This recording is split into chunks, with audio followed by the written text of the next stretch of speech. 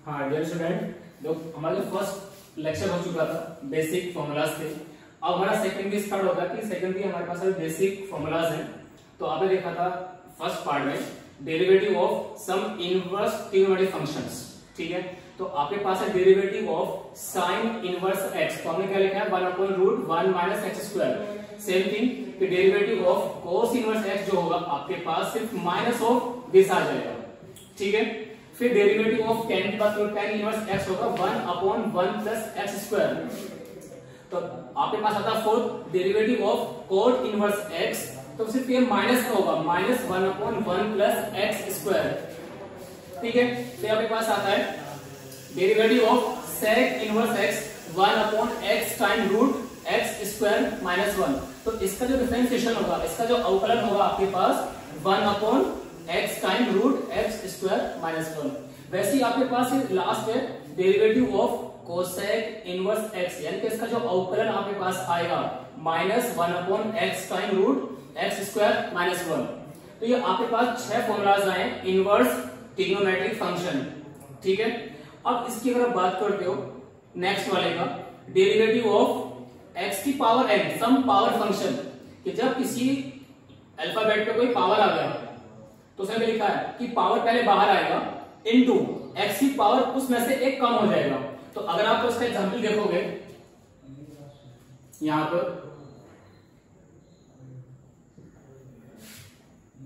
कि derivative of x की घात 5, तो आपने क्या लिखा है कि पहले इसकी पावर जंप करेगा फिर उसमें से एक कम हो जाएगा, तो 4 आ गया ये। इसके अकॉर्डिंग देखो x की पावर n था, मेरे पास है x की घात 5, तो मैंने क्या लिखा पावर जंप करेगा 5 इंटू x की घात 5 माइनस 6 दैट इज 4।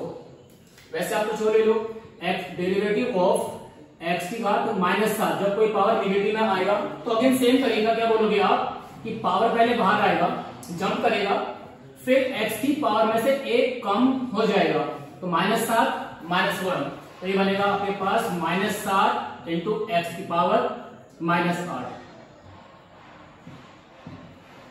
ठीक है। अब देखो फिर हमें कहा था डेरिवेटिव ऑफ, यानी कि कांस्टेंट का जो अवकलन होगा वो आपके पास है 0, तो इसीलिए अब आपके पास थोड़ा सा अलग फॉर्मेशन आया derivative of some function f, कोई फंक्शन आ सकता है प्लस सम कांस्टेंट। तो आप क्या करोगे जब इसका अवकलन की बात करोगे आप लोग, तो डेरिवेटिव ऑफ दिस फंक्शन फिर डेरिवेटिव ऑफ दिस फंक्शन, जो भी कांस्टेंट है कुछ और भी आ सकता है। तो मेरे पास c है, तो मैंने क्या लिखा है derivative of first plus derivative जब c की बात करोगे यानी कि कांस्टेंट उसका मान आएगा 0, तो सिर्फ फंक्शन का ही आप डिफरेंशिएशन करोगे, ठीक है। अब बात करते हैं कि इंटीग्रेशन कैसे निकालना है। तो आपने क्या लिखा था कि integration is the inverse process of differentiation, कि उसका व्युत्क्रम होता है। तो देखो आप बात करोगे कि इसका जो इंटीग्रेशन आएगा हमारे पास ये फंक्शन आएगा, तो देखो मैंने वही लिखा है इंटीग्रेशन का सिंबल आपके पास है, उसका प्रतीक है ये वाला सिंबल आ गया। तो इंटीग्रेशन ऑफ दिस थिंग आपने क्या लिखा है कि इसका जो समाकलन होगा x के सापेक्ष में वो निकल के ये मिला, क्यों इसका प्रतिलोम इसका व्युत्क्रम sine inverse x plus some constant. और आपने कल बोला था पिछली क्लास में कि c को हम बोलते हैं कांस्टेंट ऑफ इंटीग्रेशन, ठीक है। कि कांस्टेंट आप उसमें एक्स्ट्रा इंसर्ट करते हो, क्यों करते हो उसको देखो कि मैं आपको लिखूंगा लास्ट में कि इसका मतलब क्या था, क्योंकि आपने देखा था फर्स्ट पार्ट में कि डेरिवेटिव ऑफ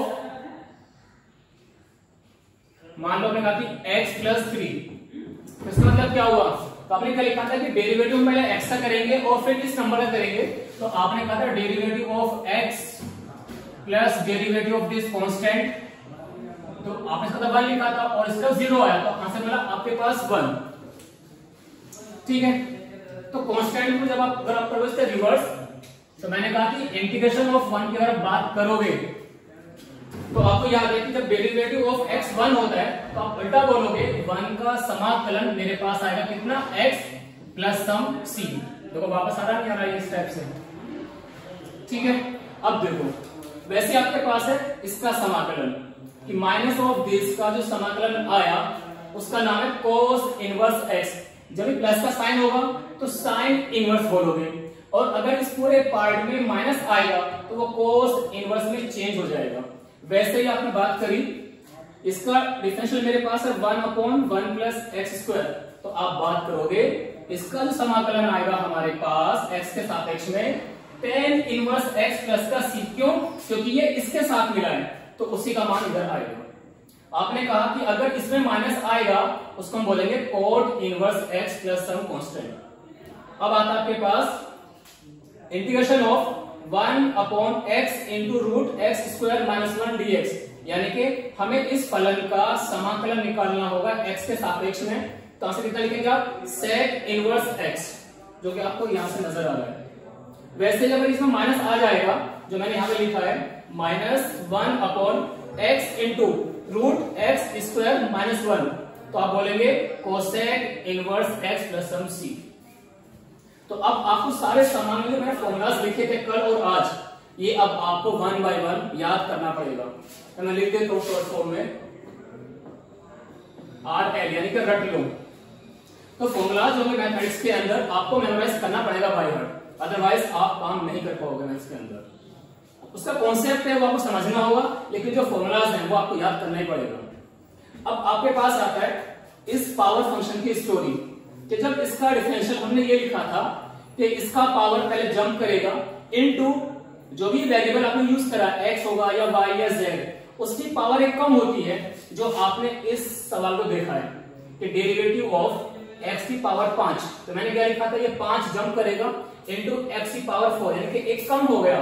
वैसे ही अब आप बात करेंगे फॉर इंटीग्रेशन, कि इस पार्ट का जो समाकलन आएगा वो x की पावर n आपको मिलेगा। लेकिन मैं ये भी कह सकता हूं, जो इसका ये कांस्टेंट है, मैं इसको बाहर जंप करूंगा, जब मैं डिवाइड बाई n बोलूंगा तो आपको ऐसा कुछ मिलेगा। क्या मतलब है? देखो, इसका जो इंटी आया इज इक्वल टू x की घात n अपॉन ये वाला नंबर नीचे आ जाएगा। तो इन अदर वे मैं आपको एक सेकंड पार्ट और लिख देता हूं, थोड़ा अच्छा लगेगा। Integration of some power function x की पावर n, तो आप क्या बोलेंगे, इसका समाकलन बनेगा इसके साथ में। देखो, आपने इस पावर में +1 करा तभी तो वो n मिला आपको, तो मैंने कहा कि उसकी पावर में आप एक ऐड करोगे and whole thing divide by ये पूरी पावर n+1 ऐसे लिख दो और प्लस सम c। तो देखो कैसे, अगर ये आपके पास एक एग्जांपल आ जाए इसके लिए कि समाकलन मुझे निकालना है x की घात 3 का, आप क्या बोलोगे कि सर इसकी जो घात है 3 है, तो उसकी घात में एक पहले आप ऐड कर दो, जोड़ दो, और नीचे क्या लिखेंगे आप? 3 + 1 प्लस का सम c, तो आप बोलेंगे x की घात 4/4 प्लस का c। अब अगर किसी का घात माइनस में आ जाए तो भी एक ही बात है। देखो, n मतलब एनी नंबर, या तो ये पॉजिटिव आएगा, धनात्मक होगा या ऋणात्मक होगा, तो आप बोलोगे इसके बारे में कि मान लो मैंने आपसे कुछ ऐसा बोला कि मुझे x की घात -10 का निकालना है समाकलन x के सापेक्ष में, तो आपने क्या लिखा है, इसकी घात में हम +1 करेंगे तो क्या लिखेगा नीचे? -9 प्लस सम c, तो यानी कि x की घात -9 अपॉन -9 प्लस c। ठीक है, तो इसको आप नोट डाउन करोगे, पहले लिख लोगे एक बार, और फिर इसको आप 1 बाय 1 याद करोगे। ठीक है, तो इसको आप मिटा देता हूं यहां से। फिर कुछ देखते हैं एग्जांपल किसके, हम कैसे हेल्प करेंगे, इन फॉर्मूलाज को कैसे यूज करेंगे समाकलन के अंदर। तो अब सारे रूल आपको याद करने होंगे, अदरवाइज आपसे एक भी सवाल नहीं हो पाएगा बिना फॉर्मूला के, क्योंकि आप बार बार चीजों को ड्राइव नहीं कर सकते, उसको आप प्रूफ नहीं कर सकते, इतना वक्त नहीं मिलेगा आपके पास।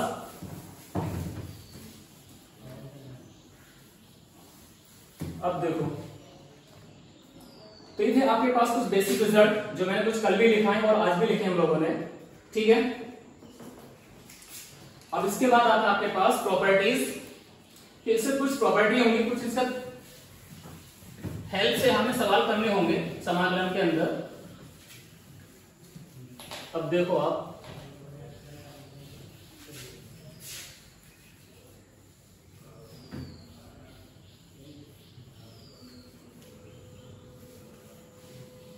तो उसने क्या लिखा है,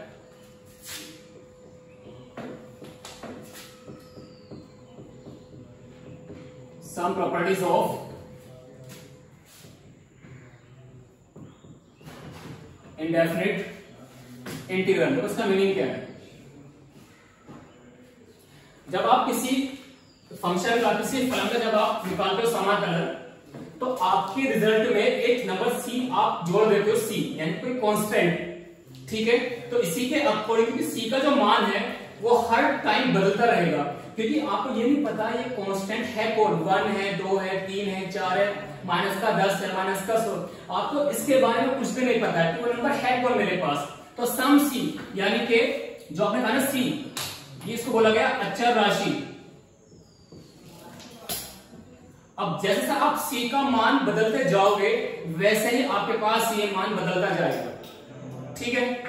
अब देखो तो इसी को बोला गया इनडेफिनिट इंटीग्रल, यानी कि अनिश्चित समाकलनों का गुणधर्म, उनकी प्रॉपर्टीज, ठीक है।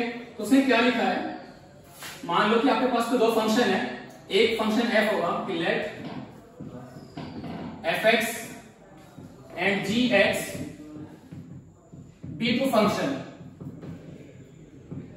मतलब मेरे पास दो फलन है, एक फंक्शन f एक फंक्शन g।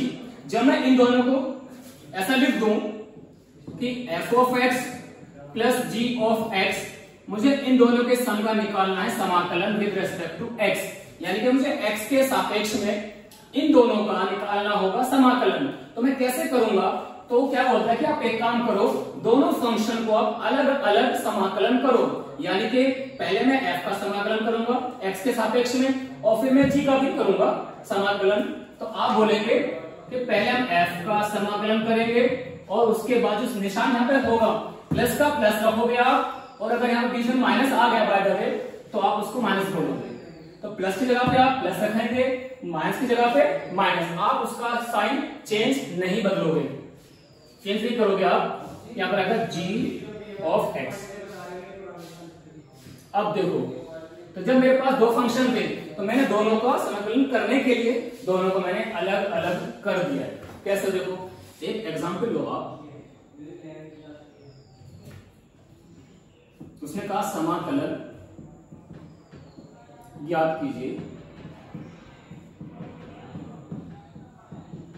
तो मैंने क्या लिखा कि मेरे पास दो फंक्शन मान लो, एक है मेरे पास sin x प्लस e की पावर x, मुझे इसका निकालना है समाकलन x के सापेक्ष में। तो देखो मैंने ऐसा बोल दिया आप लोगों से कि मुझे इन दोनों का, यानी कि पूरा एक फंक्शन मान लिया मैंने, तो उसको मेरे पास सर देखो यहाँ पे दो फंक्शन आ गए, ये हमने बोला f, इसको आपने बोला g फंक्शन, दोनों फलन है मेरे पास, बीच में प्लस साइन आ गया। अब मुझे करना है इसका समाकलन। तो आपने क्या लिखा है कि सर हम पहले वाले को अलग कर देंगे, दूसरे वाले को भी अलग कर देंगे, ठीक है। तो हम पहले का भी x के सापेक्ष में समाकलन करेंगे और दूसरे वाले का भी x के सापेक्ष में समाकलन करेंगे। अब देखो आपको ये रिजल्ट याद है कि समाकलन जो होता है साइन फंक्शन का, आपने याद रखा माइनस कोस होता है, ठीक। फिर आप इसकी बात करोगे, इसका जो समाकलन आपने याद करा था वो सिर्फ सेम होता है, बदलता नहीं है। e की पावर x का समाकलन e की पावर x होता है और प्लस सम कांस्टेंट, क्योंकि आपको सम करने के बाद ये नंबर तो ऐड करना ही पड़ेगा। तो इसीलिए ये था आपके पास पहला प्रॉपर्टी कि अगर मेरे पास कोई दो फंक्शन है और प्लस आ जाए या माइनस आ जाए, आप दोनों को अलग अलग लिखोगे। वैसा ही इसमें एक सेकंड प्रॉपर्टी और आती है कि अगर मेरे पास कोई फंक्शन है, उससे पहले कोई नंबर उसको गुणा कर ले, 3 मान लिया मैंने, तो आप इसके अंदर लिखोगे कोई जनरल फॉर्म सम कांस्टेंट के जिसका मान 0 नहीं है, 1 आ जाए, 2 आ जाए, 3 आ जाए, तो आप इसका समाकलन कैसे करोगे? तो उसने क्या बोला है, जो भी कांस्टेंट होगा इसको आप सीधा बाहर निकाल दो। तो आपने क्या लिखा, k टाइम्स सिर्फ फंक्शन का हम समाकलन करेंगे यहां पर, ठीक है।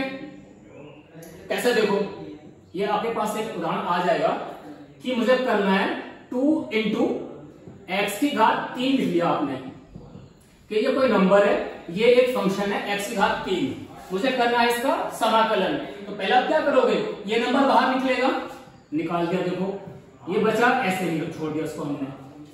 अब क्या बोलोगे, ये हमारे पास है x की घात 3 यानी कि पावर फंक्शन। तो आपने क्या लिखा था, नंबर ऐसे रहेगा ये, तो 2 गुणा, अब इसका करूंगा समाकलन, तो x की घात जो 3 है उसमें 1 जोड़ूंगा पहले और पूरी पावर नीचे लिखा जाएगा और फिर कोई कांस्टेंट आपने c लिख दिया है, तो आप क्या लिखोगे 2 गुणा x की घात 4/4 प्लस का c, इसका आंसर आ गया। अब देखो इसका तीसरा प्रॉपर्टी क्या था तुम्हारे पास,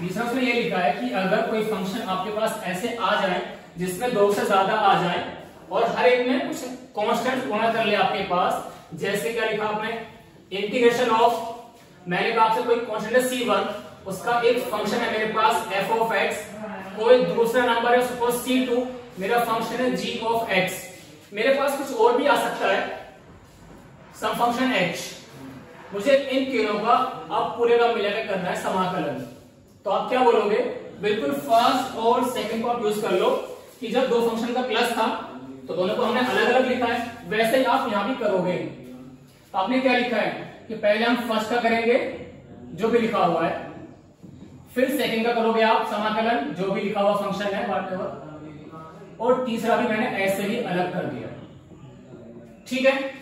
अभी नंबर है c1 कोई कांस्टेंट है, ये c2 भी कोई दूसरा कांस्टेंट है, आप इसको पहले बाहर निकालेंगे फिर इसको बाहर निकालेंगे, तो इसका अलग करोगे समाकलन, इसका अलग करोगे और इसका फिर अलग करोगे। कैसे देखो, मान लो ये एक एग्जांपल आपके पास, मैंने कहा 2 into sec x, फिर प्लस लिखा है आपके पास 3 e की पावर x, फिर मैंने क्या लिखा माइनस 1/x। अब देखो ठीक है, मुझे करना है इसका समाकलन, मेरे पास पहले ये फंक्शन आ रहा है, ये दूसरा फंक्शन आ रहा है, मेरे पास एक तीसरा फंक्शन आ रहा है, तो मुझे इन तीनों का x के सापेक्ष में निकालना है समाकलन। तो मैंने क्या लिखा यूजिंग थर्ड प्रॉपर्टी, जो मेरे पास एक तीसरा रूल आया कि मैं पहले इन तीनों को अलग अलग लिखूंगा, तो आप क्या बोलोगे sec x into tan x dx, फिर आप इसकी कहानी लिखेंगे, फिर -1/x dx। तो आपने पहले तीनों को अलग अलग समाकलन में लिख दिया है। अब देखो आपके पास ये भी रूल याद है, आपको इसका भी पता है और आपको इसका भी पता है, तो इसके बारे में आपने क्या बोला था कि हमें इसका रिजल्ट याद है, समाकलन sec into tan का होता है आपके पास सिर्फ sec x, तो देखो पहले तो 2 बाहर निकलेगा और फिर उसका आंसर आप लिखोगे sec x, फिर जो निशान है उसको ऐसे लिखोगे, जो भी चिन्ह होगा यहाँ पे प्लस का प्लस माइनस का माइनस।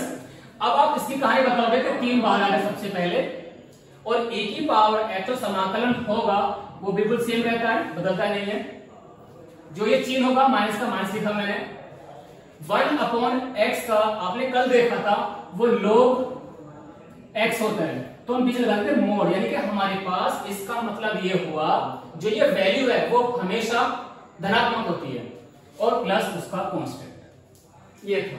तो पहले आपने फर्स्ट को करा, फिर आपने सेकंड का इंटीग्रेशन करा समाकलन, फिर आपने थर्ड का करा, ये था आपके पास रिजल्ट, ठीक है।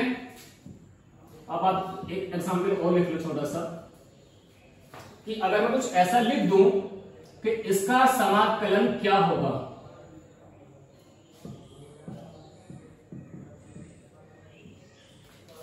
कि मेरे पास एक कौन सा फंक्शन आ गया x की घात 3 माइनस x बटे x की घात 2 का समाकलन बताओ, तो आप क्या करोगे कि सही तो बटे में आ गया और हमारी कोई पावर फंक्शन यानी कि जो भी अलजेब्रा पार्ट आएगा वो कभी बटे में नहीं लिखा अभी तक, सिर्फ हमारे पास एक छोटा सा रिजल्ट ये था कि अगर कोई पावर आती है उसका जो समाकलन आएगा कि इसकी पावर हम +1 कर देंगे और वही चीज नीचे हम लिखते हैं, ठीक है।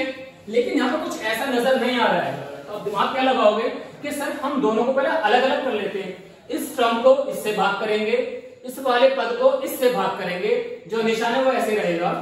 तो आपने क्या बोला इसके बारे में, आप कुछ ऐसा बोल सकते हो, ठीक है। फिर आपको याद आएगा घातांक के नियम। फिर देखो दोनों का सेम बेस है, सेम आधार है हमारे पास, तो 3 - 2 कह दूंगा। इसकी कहानी बोलूंगा 1 - 2, तो आपको मिलेगा कुछ ऐसा, ठीक है। जब इसको आप थोड़ा सा सरल करोगे तो बचेगा x की घात 1, यानी सिर्फ हम इसको x लिखेंगे। जब इसका बात करोगे तो ये x की घात -1 बन जाएगा। अब देखो ये भी घात के रूप में आ गया, ये भी पावर फंक्शन में आ गया। अब आपको इसका भी समाकलन याद होता है और इसका भी होता है। जब इसका घात 1 है तो आपने कहा था घातांक के नियम से कि सर x की घात 2/2, ये वाला फॉर्मूला देखो, जब n 1 होगा तो 1 + 1 2 बनेगा और अपॉन 2 बनेगा। फिर माइनस, इसी कहानी क्या होगी, x की घात अभी निगेटिव में नहीं आ सकता है, क्यों, क्योंकि आपने यहां पहले देखा 1/x ऑलवेज क्या बनता है। तो कभी भी इसको आप मार्क्स में नहीं लिखोगे, यानी कि याद कर लेना, ये बहुत अच्छा फॉर्मूला आपके पास लिख रहा हूं दोनों तरीके से।